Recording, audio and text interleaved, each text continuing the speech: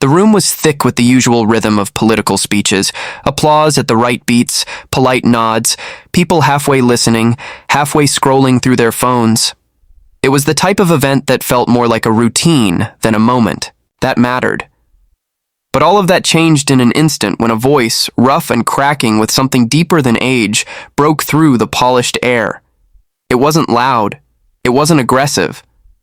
But it cut like a blade through everything else because it wasn't part of the script. It was raw, uninvited, and completely real. There was a pause in the crowd, one of those uncertain, almost fragile silences where people try to figure out whether they're supposed to ignore what just happened or brace themselves for what comes next. A man, clothes worn and heavy with dust, the kind of dust that settles in when you haven't had a place to call home, stood, hands clenched not in anger but in desperation. His eyes weren't wild. They were tired. Tired in a way that comes from fighting too long just to survive. And still, he raised his voice. He didn't speak in perfect sentences. This wasn't a prepared monologue or a staged question.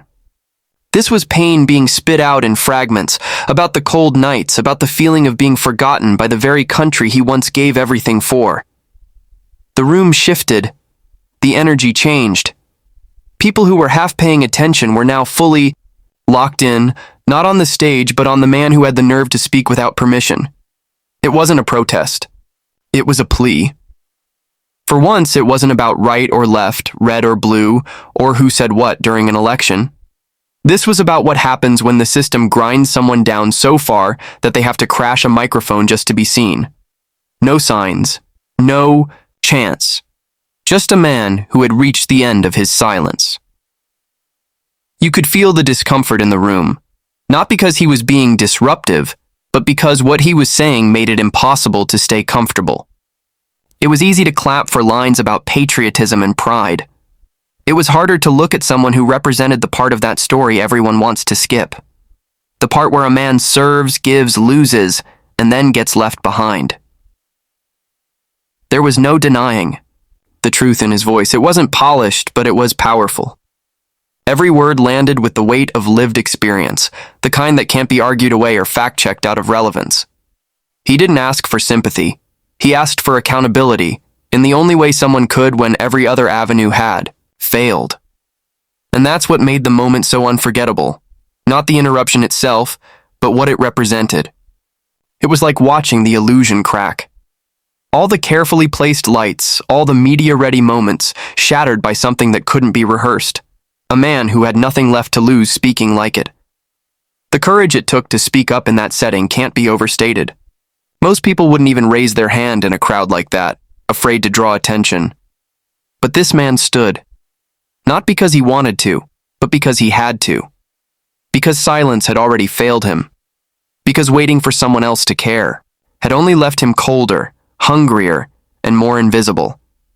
His voice was his last weapon, and that day, he used it. No fanfare, no slogans, just truth. Painful, messy, inconvenient truth that made everyone in that room look up from their comfort. And remember that the real stories aren't the ones on the teleprompter. They're the ones that bleed into a room uninvited and demand to be heard. In moments like that, most people freeze. The unexpected throws everything off balance. The speech, the crowd, the energy in the room. Especially when it's coming from a place that feels too real, too raw.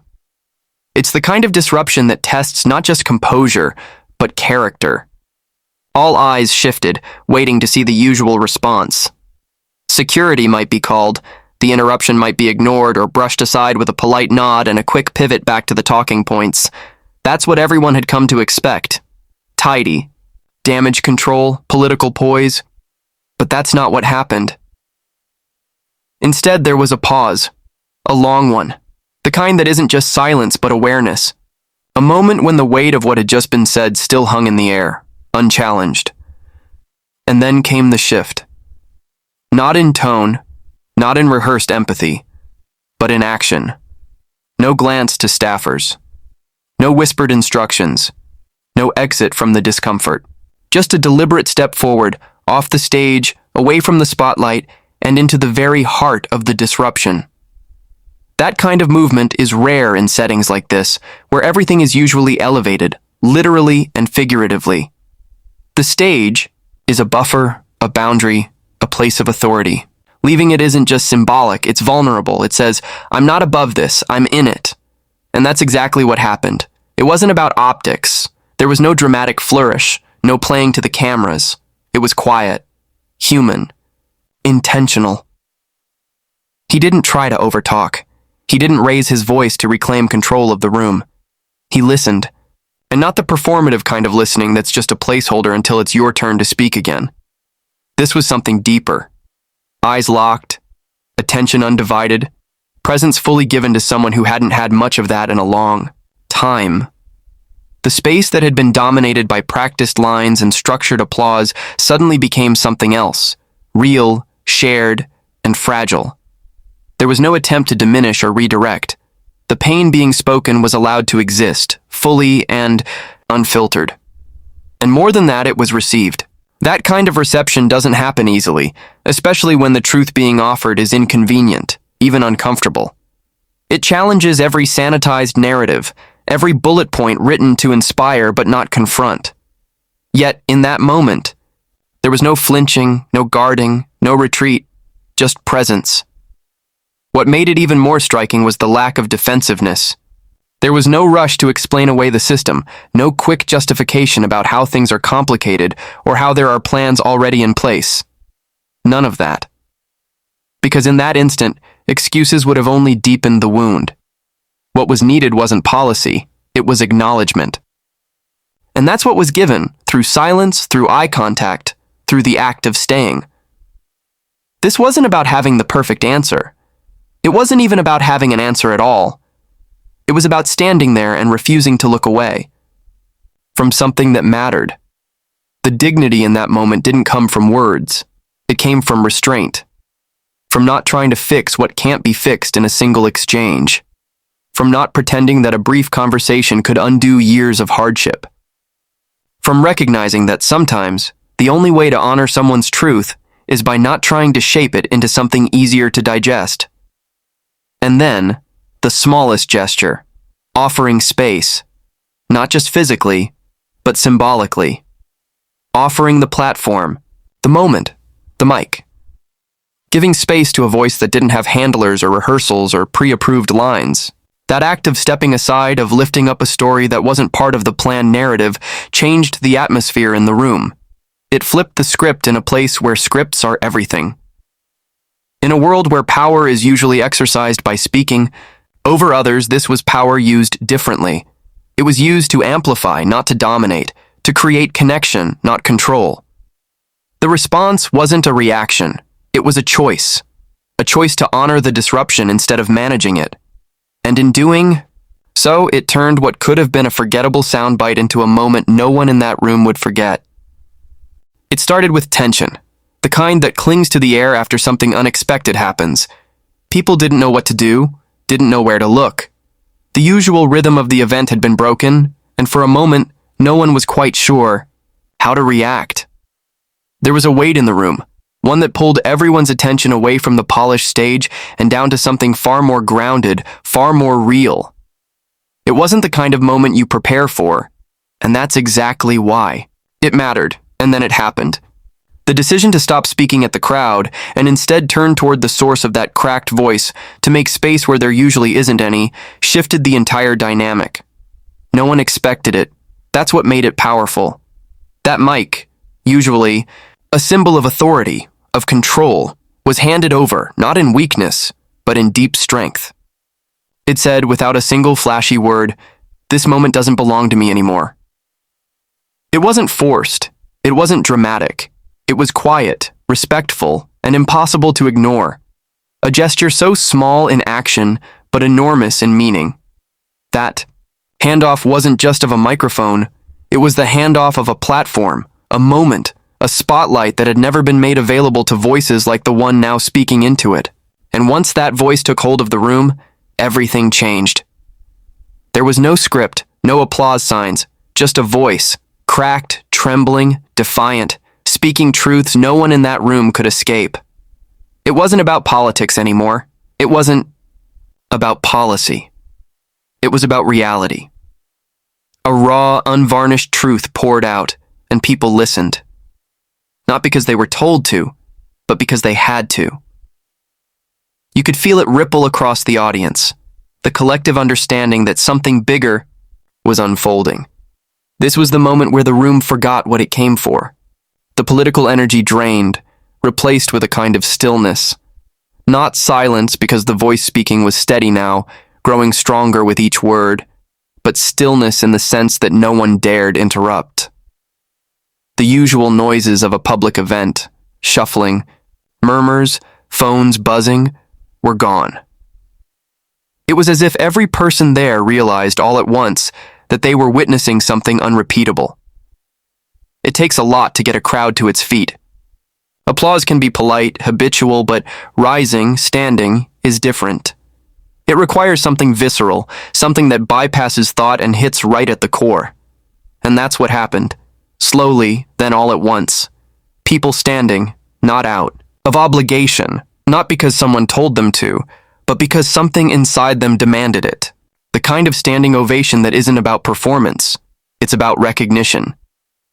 And it wasn't for charisma or charm or clever lines. It wasn't even for inspiration. It was for truth. Hard truth. Painful truth. The kind of truth that makes people uncomfortable because it reminds them that the world they live in isn't fair, isn't kind, and isn't always just. But even so, it was truth delivered without hate, without bitterness, just urgency. Just the need to be seen. There's something deeply human about watching someone speak their truth, unfiltered in front of people who've never had to live it. It exposes the gap, the chasm between the stage and the street, between those who are heard and those who are ignored. But in that moment, the gap was closed. Just for a minute. Just long enough for everyone in that room to feel it. And what made it unforgettable wasn't just what was said, but how it was received. The quiet, the stillness, the standing. No one rushed to reframe it, to clean it up for the cameras. No one dared diminish it. That moment stood on its own, unedited. A real voice in a world full of noise. What came after didn't matter as much. Not because the rest of the event wasn't important, but because it had already been redefined. The temperature of the room had changed. The purpose had shifted. And what lingered long after the mic was lowered was a memory that would echo loud. Sometimes the most powerful moments are the quietest ones. Not the ones filled with applause or shouting or grand declarations, but the ones where something real breaks through, unexpected and undeniable. It wasn't a moment crafted for media, coverage, or tailored for sound bites.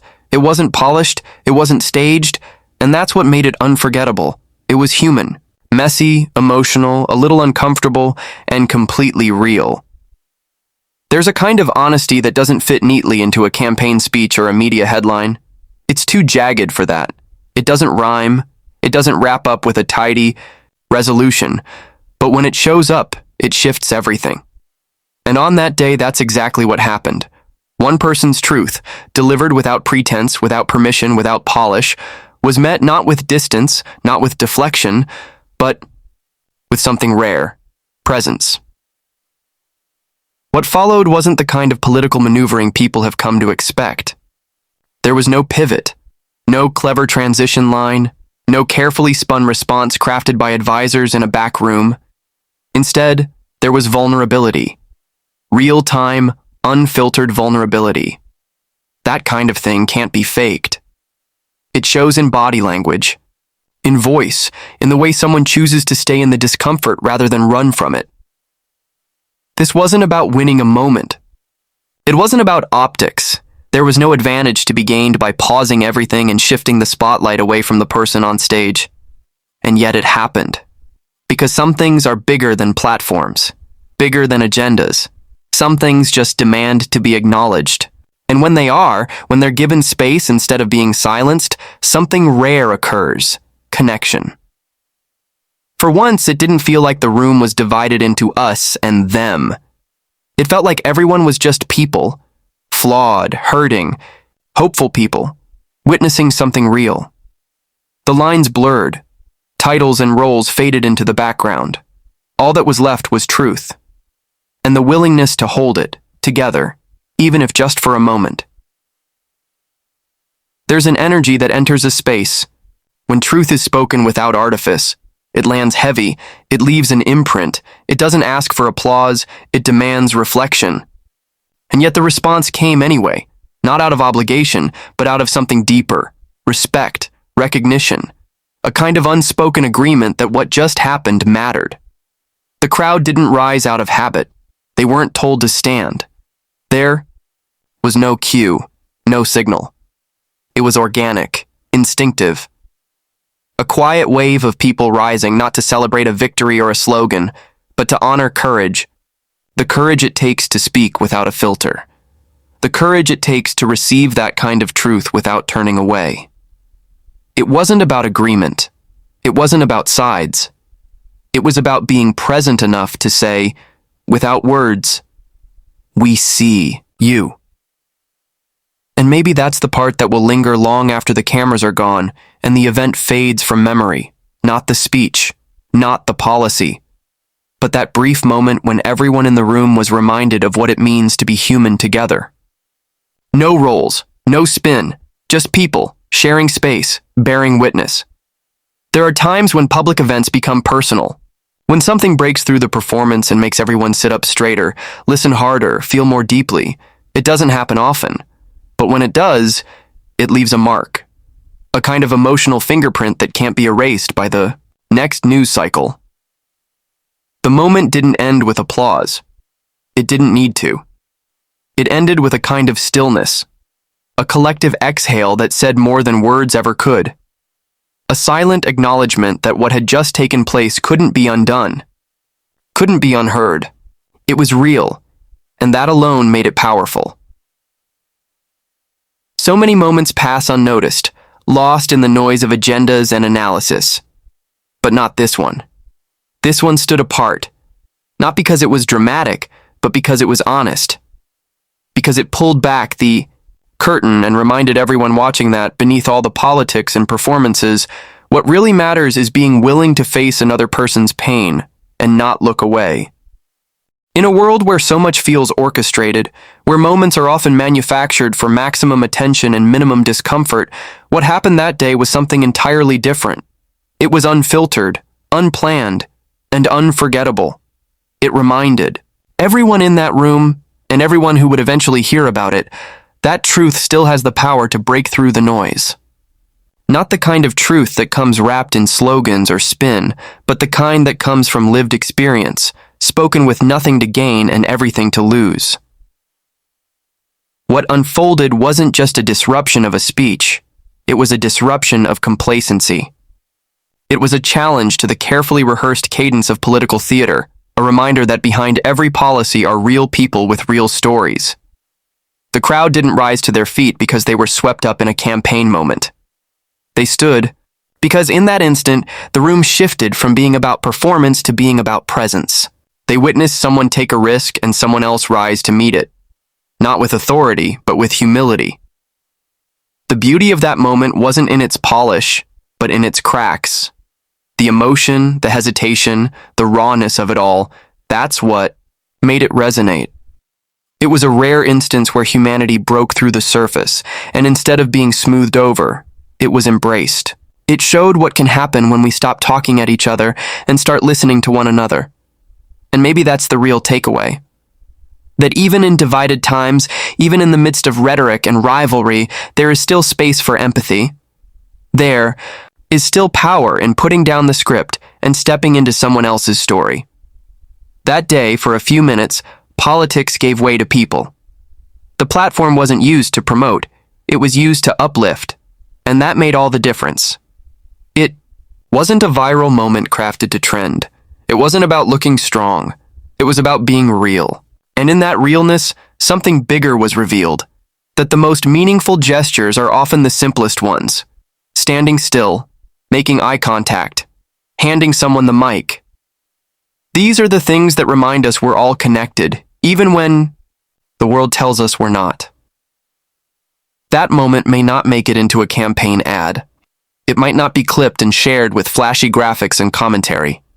But for the people who were there, and for those who truly paid attention, it said something that no platform, no policy paper, no poll could ever convey. Compassion still matters. Dignity still matters. Listening still matters. And when we make space for that, even just for a moment, we get to see what leadership really looks like. Not control, not command, but courage. The courage to stop, to listen, to lift someone else's truth,